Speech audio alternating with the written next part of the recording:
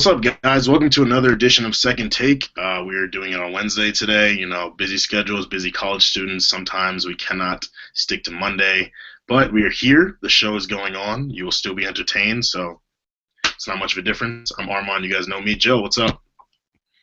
Not much, just got off of work yesterday. I had a snow day, I guess we call it, so it's pretty nice. You know, there was no snow, there was no ice, there was no anything. It was just very cold.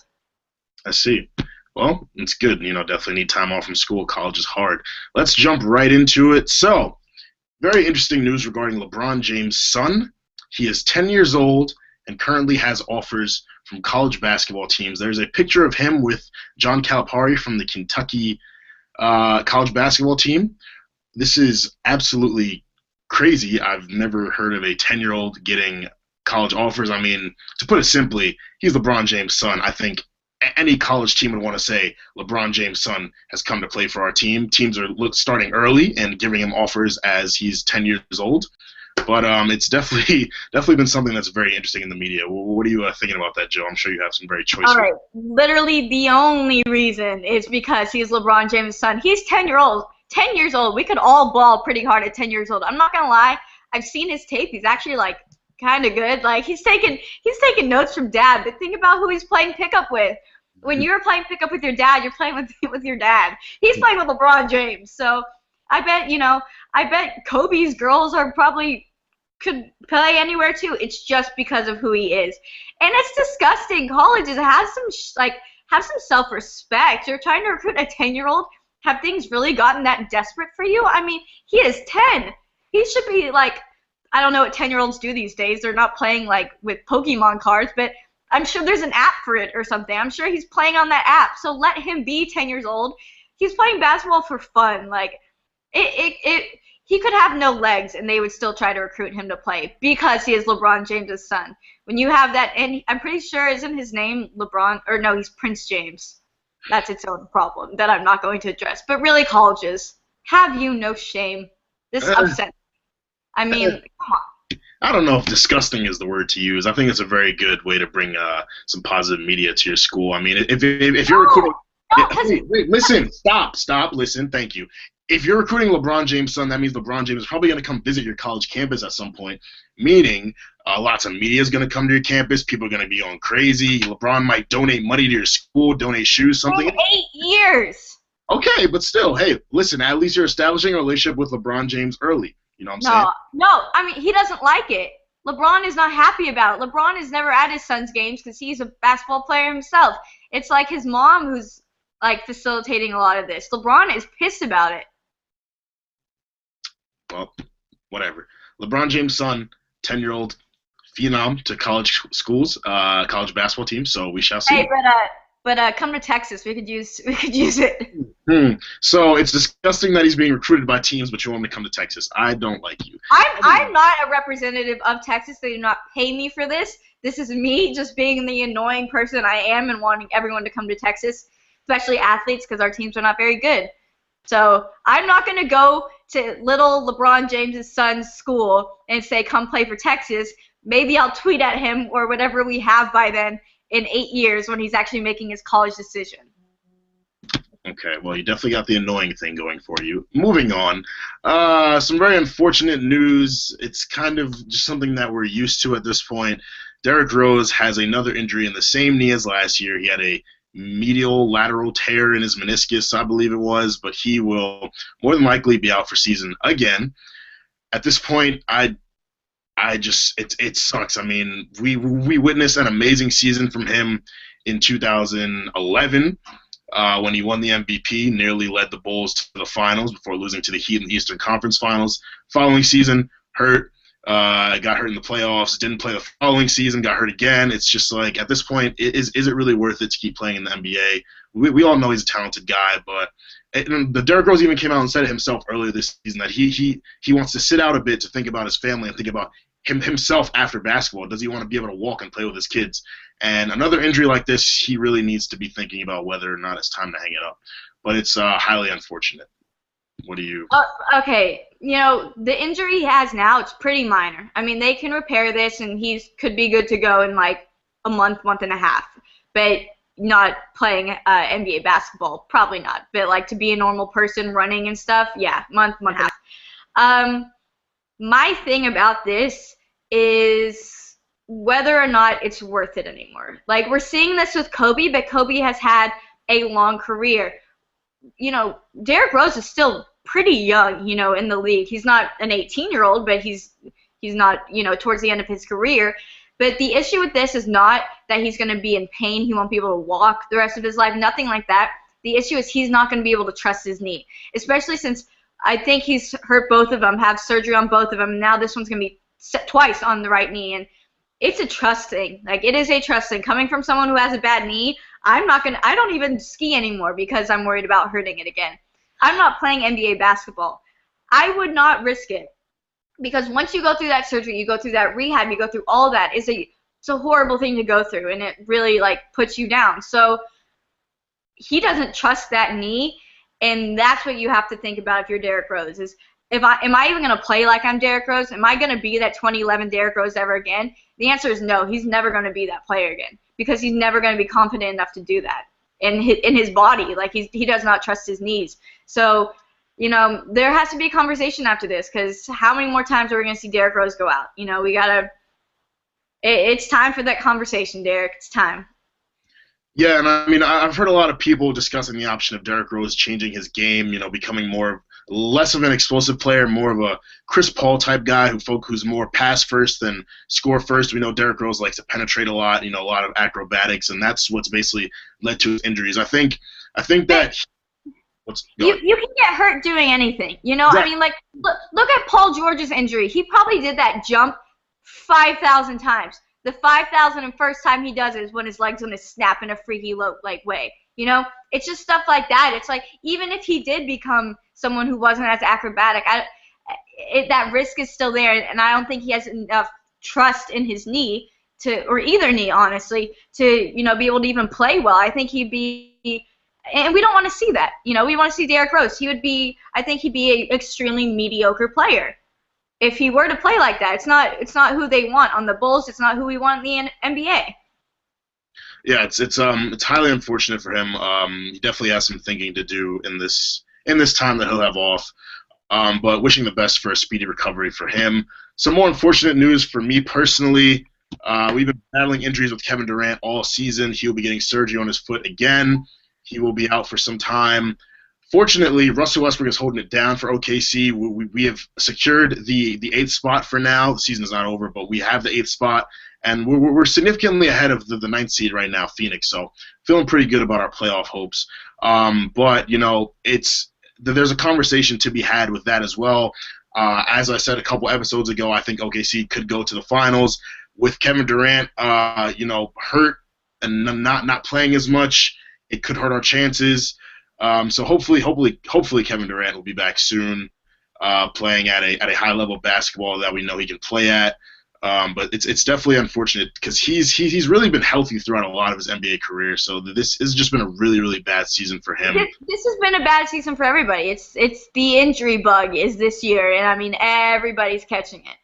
I'm not going to go into the Thunder winning the finals on this episode, but I mean, remember a few years ago we saw all the memes like, oh, you can't do it all by yourself, Kevin, because Russell wasn't doing anything. Kevin was the only person on that Thunder team doing anything. And it's the same thing. Russell can't do everything. So I don't know, that Western Conference, man, think of all the people you got to beat out. I'm not seeing it happen, and I definitely don't want OKC to win a ring without Kevin. I mean, that's hurtful. He would cry every day of his life. I don't think he'd be that mad. He'd still be able to boast that he had a ring. He wouldn't. But he didn't do anything for it. That's like being the equipment manager. You still get the ring. Hey, a championship is a championship. No, anyway. It's not. Not to a competitive player at that level. I promise you, Kevin would rather no ring than have a ring won without him in the game. I don't think so. I definitely have to disagree with you there. Let's ask him. Okay, well, if you have Kevin Durant's number, please feel free to text him, and we will report this to you guys next week on Second Take. But for the time being, we shall put that conversation aside. More unfortunate news, Chris Bosh is out for season. Miami just picked up Goran Dragic. There were very high hopes for them in the Eastern Conference, but with Bosch out, you've got to think, probably won't be happening for them in the East. But hope for a speedy recovery for him as well. This injury bug, as Joe said, is crazy. Looking at Rajon Rondo, the new addition to the Mavs several weeks ago, he is suspended for a game due to an altercation with Rick Carlisle. Rajon Rondo has always been known to be a hothead. He had a lot of issues on the Celtics. I've always seen him as a pretty immature guy, a great basketball player, but definitely attitude issues. Rick Carlisle is a very respectable coach. I've never seen him disrespect anyone from the time I've watched basketball. So Rajon Rondo just has to get his stuff together. He's really because the Mavs could do a lot of great things, but if Rajon isn't meshing with Rick Carlisle, then that could definitely start some issues with that organization. And some good news for Jill. Her Lakers got a win. There's some discussion about some celebration. You can go into that. Okay, so after the game, we beat the Celtics, okay? This was our 14th win, okay? Do not celebrate this. Swaggy P and Jeremy Lin and maybe Wesley Johnson, someone else, they were acting like we just won the NBA championship. I mean, they were screaming and, interrupting Jeremy Lin's interview, screaming so happy. On Jimmy Kimmel the other night, Kobe Bryant, my man Kobe, was a guest, and Jimmy Kimmel showed him this video, and I think Kobe's reaction says everything. I mean, straight face, unamused. This is unacceptable. And Byron Scott voiced his opinion saying same thing. We're not supposed to be freaking out over a win like this. I mean, yes, be happy you won, but this is no. I mean, Kobe was disgusted. His face says it all. And unacceptable, guys. Come on. I understand you're happy you got a win, but 14 in the NBA season. Not acceptable, not worthy celebration. Maybe a woo, but that's about it. That's it. Definitely agree. Sportsmanship is very important. It's bad to be a sore loser, but it's also bad to be a sore winner, even if you don't win often. Like in the Lakers case, celebrating a win over the Celtics, as you said. Maybe if it was the Spurs, I might give you 1% more of my approval, but still, it's not acceptable. It's a regular season NBA game. You didn't win a trophy. You didn't win a cookie. You didn't win anything. You got to win, and you guys are acting like you're 12 winning the Pee Wee championship. Get your stuff together, because if people celebrated every win that they got on you guys, you wouldn't like it. So, but that is all from the NBA. Some NFL news. The NFL is looking to possibly adopt the pass interference rule from NCAA college football. Jill, I'm sure, has a rant about that. All things college football, she always has a rant about. So please. Grace us. Yes. All right. So, in the NFL, pass interference is a spot foul. So, if a pass is 50 yards and that's where the pass interference is, that team just got 50 yards. In college, no matter where it is, how big the pass is, it's 15 yards. I love it in the NFL. I mean, I love it in college. Wow, how could I mix that up? I hate it in the NFL. I hate it. I mean, yeah, it's kind of nice when your team gets that 50-yard gain, but when the other team gets it, it sucks. And, I mean, it can change a game, and it can get a quarterback out of a very tough situation that they kind of deserve to be in. I would love it if the NFL picked up this rule from college, because it should be a 15-yard penalty. This is nothing severe enough to make it a spot foul. I mean, and it can range. It can be 5 yards or 100 yards. You don't know how big this pass is. And so, what happens if it happens on a Hail Mary or something and there's enough time to give the penalty? You don't know what's going to happen, and I've never liked it in the NFL. I always thought that they should adopt the college rule, and they should, because right now it's just an easy way out for quarterbacks. I mean, 15 yards is enough in college. I think that's even ridiculous. That's that much, but, I mean, it can be huge in the NFL, and there's no need for that. We're playing at a professional level. It should be harder to get those yards, not easier. You get an easy pass interference, and you just got 30 yards. You got 20 yards. And on First Take, they were debating it, and, Skip wanted one thing, Stephen A. wanted the other, and they're like, what if we do half the distance of the what would be the spot foul? And, I mean, that's kind of better, but still, 50 yards, you get 25, where I think 15 is an easy, fair, everybody gets it. But, yeah. NFL adopt this rule. That would be great. I would have to agree with you there. I've never been a fan of the pass interference rule in the NFL as well. That like plays like that, if it's the fourth quarter, you have a minute left, and there's a pass interference call, and a team is trying to drive to win the game, that could really change the entire course of the game. I think 15 yards is very appropriate. Spot of the foul is extremely excessive. So I'm 100% in support of the NFL adopting this rule. NFL has a lot of changes to make. With its authorities, with its rules, and this would be a good start. I would definitely like the NFL a lot more if they started with this, and then moved on to some other things. But for now, do it. And some unfortunate news for Reggie Bush has been released by the Detroit Lions. In 11 games last season, he had 297 rushing yards and 2 touchdowns. Pretty bad season on Reggie Bush's part. He was definitely. He was a hot guy coming to the league. Not hot like attractive, hot like. We got it, okay. Okay, cool. But yeah, there were high hopes for him coming to the league. He was pretty good his first season, 2 seasons on the Saints maybe, and then he just kind of dropped. And it just goes to prove that not everyone's cut out for the NFL. He's a phenomenal college player, won the Heisman, but he kind of won the Heisman. Kind of won the Heisman, right? But yeah, he definitely has not panned out as an NFL player. It's funny because that's kind of common in a lot of the guys who win the Heisman, actually.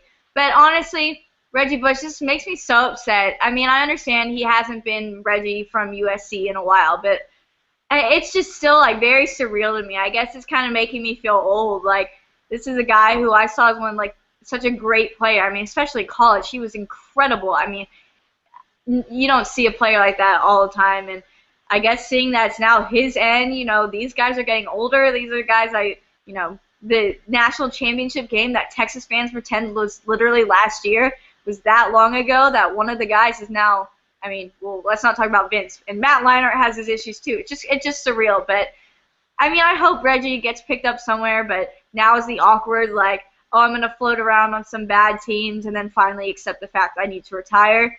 Little game that NFL and NBA players play, but it's sad. It's just end of an era. I don't know. I guess that's the only way to put it. But as you said, he did not perform well, and the Lions want someone better, which is fine. I understand that, but it's still upsetting, and I feel bad for him. Yep. So we shall see if he ends up somewhere. There are a lot of bad teams in the NFL, so maybe he will, maybe he won't. We shall see. D'Angelo Williams of the Panthers has been released as well. He spent a lot of last season out with a broken hand. He's been in the league for about 10 seasons now. He's definitely getting up there in age. His ability is dwindling, so it's the same with him. I don't know if he'll be picked up. He's a solid running back, but there's better out there. So I'm not too sold on him going anywhere and starting. Perhaps being a backup third down guy. But as far as being the running back for a team, I don't think it's D'Angelo Williams' time anymore. Jacoby Jones of the Baltimore Ravens has also been released. He was a very good receiver for them. He was also one of their special teams guys. So that's definitely a surprising move for me. Wait, isn't he like the one who saved them in the Super Bowl? Correct. Jacoby Jones was the one who did that. Man, that just shows these professional leagues. It's a business. You could be okay. Let's look at it. Malcolm Butler. He just won basically his play won the Super Bowl for the Patriots. He could be cut next year, and they're not even gonna look twice at it. They're not gonna think twice. They don't care. Yeah, you won us that Super Bowl, but your play helped win the Super Bowl. Let me say that they single-handedly did not. I read this piece last night about. Who was it? I think it was Patrick Peterson about being traded and cut and stuff like that. And it's a business, and it's harsh, man. It's harsh. Truly is harsh. You can make a big play in a Super Bowl and get cut the next season, David Tyree. So yeah, I can see Jacoby Jones going somewhere, being a special teams guy. Definitely. Yeah, but I don't know. The Ravens don't really make great decisions. I don't get it. Unless they're thinking of picking up a receiver or someone in the draft, I guess. But otherwise, I don't know about this decision, especially making this pre-draft. What happens if you don't get that pick? What What happens if they draft an offensive tackle instead? Like, you don't know. It's NFL, you know, each team has their issues, and they confuse me. Yeah, and I don't know of too many hot receivers in free agency right now. So, I mean, I don't know. Maybe the Ravens have a plan that we don't know about. We shall see. But hopefully Jacoby Jones ends up somewhere. There was a rumor going around about Adrian Peterson showing some discontent with possibly going back to the Vikings. He actually basically said, I really don't want to go back to the Vikings. There's a rumor he wants to go play for the Cowboys. I don't really get that. They have DeMarco Murray. He had a phenomenal season last season, so he would definitely be their guy for this upcoming season. But I would not expect to see Adrian Peterson in the Vikings jersey next year. His agent and himself made it very clear that they're not happy with the Vikings organization. And I get it. I mean, he was treated very badly by them with his situation. I mean, we all know Adrian Peterson is my favorite player in the NFL, and I've been depressed because he wasn't here this past season.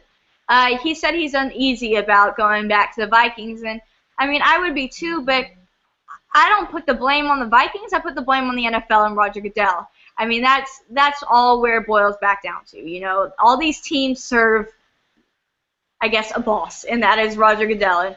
And Roger Goodell is the one who handled this badly, and I think it was just handled badly in every sense of the word, and I wouldn't necessarily put the blame solely on the Vikings. If Adrian wants to leave, then, like, let's leave, dude. Like, I'm all for it. I don't recommend going to Dallas, even though Adrian's a way better running back than DeMarco Murray. But I think any team would be happy to have Adrian Peterson. Let's get that clear real quick. But he deserves a ring, and he's going to want to go and get one, and that's not going to happen on the Vikings. It's just not. And I guess this is the perfect time for him to, like, fix that, which I get. Like, you know, why not leave after all this that I had to go through? But the issue is in Roger Goodell. And I think I speak for every NFL fan when I say we don't want Roger Goodell anymore. Nobody is happy with the way he is running things. And I'm going to jump to this. I don't know if you want to introduce it, but there's rumor about a Dez Bryant, Ray Rice-like video that should be getting released soon. It's been around for a while. Dez Bryant posted on Twitter saying, like, there's been a lot of stuff in the past 5 years, something. I didn't really get what he was saying. If this video does come out and it is as bad as people think, if he's hit anybody, I don't care if he knocked her out or not. I mean, if he's doing anything like that, I better see Roger Goodell sending Dez Bryant away immediately. I mean, Adrian Peterson got this treatment for something that I still think was, you know, not fully what all the allegations said. And I mean, Ray Rice was handled horribly, and if Roger Goodell wants to save himself, he's going to handle this properly. So, I mean, we'll see if this video comes out or not. No one really knows. Not even TMZ has been talking about it. It's been, like, sports people saying, I think it was someone on, like, ESPN Radio was saying that this video exists, something that nobody's ever seen. How this video has stayed under wraps for more than, like, a day in this day and age, I don't know. But if we see this, I mean, all hell will break loose in the NFL. Absolutely. I don't really get what the constant string of domestic violence cases. I don't know what's causing it, but Dez Bryant he's had a great career already. He has a great career ahead of him. I hope this isn't real. Obviously, it's about to be released, so it's real.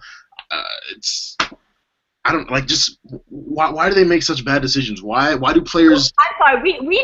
We're gonna need, like, therapy. We're gonna need psychiatrists to figure all this out. You know, you can speculate it's because football is such a rough sport or something, but I think that is just a load, you know, of nonsense. Like, no, it's making an excuse for them that, oh, you play this really tough sport, it's hard to differentiate when to be angry. No, it's really, really not, okay? Most people have played sports in their lives, and they're not running around tackling people, punching people, any of this behavior. So, like you said, what is the issue? I don't know. I mean, it could be because they're in the limelight. We don't hear about it when it's Joe Schmo doing it. But either way, I mean, something's got to give. I mean, something in the NFL needs to be fixed. If it's like having these guys go through an orientation where they learn to respect women or behave properly, I don't care what it is, but this is bad. It's bad. And if it comes out with Dez Bryant, I mean, this is getting worse because we had multiple cases last year, right? Ray Rice, Ray McDonald. I mean, no, No, no. Yeah, and I don't mean to sound like a feminist or preach to people, but I don't think it needs to come to violence, regardless of whether or not you're being antagonized or being. Unless your life is in danger, unless a woman is coming to you with a knife, with a gun, with something where like your life's about to end, then you can resort to like hitting them. But otherwise, like Armand said, and that's not you being a feminist, that's you being a normal human being with values and morals. Don't do it. Violence is never the answer, but that is all with that. It's annoying, honestly. I believe Alex Rodriguez released an apology to Yankee fans or something like that, to the organization. But he said he's ready to come back and play for us, so that's cool. He's this is what I have to say to A-Rod wanting to come back. Oh. We don't care. I mean, I'm like, you ask most Yankee fans, we're all gonna be like, yes, great apology. It sounded like every other apology an athlete has ever issued in the history of forever. So good job, A-Rod. Original. But I can't complain too much because he is the only person left on our roster. Yeah, so with A-Rod looking like the star of the team, it's not looking like a great upcoming season for the New York Yankees. And today's show just is saddening me, so I'm going to cut it here unless Jill has anything to say. Oh, let me add one more thing. Kentucky is now 28-0. They won today, so there's a little college basketball. Also, Texas not looking good. This weekend we play Kansas, and sadly I'm going to be at work for it, but I'll be watching on my Watch ESPN app and not trying to advertise that or anything. But that's where game day is. So if somehow, by the grace of God, Texas finds a way to upset Kansas in Kansas, I mean, I'll be talking about it. But most likely I'll be talking about the demise of Texas basketball and how we started at the top and then now we're at the bottom. The reverse Drake song.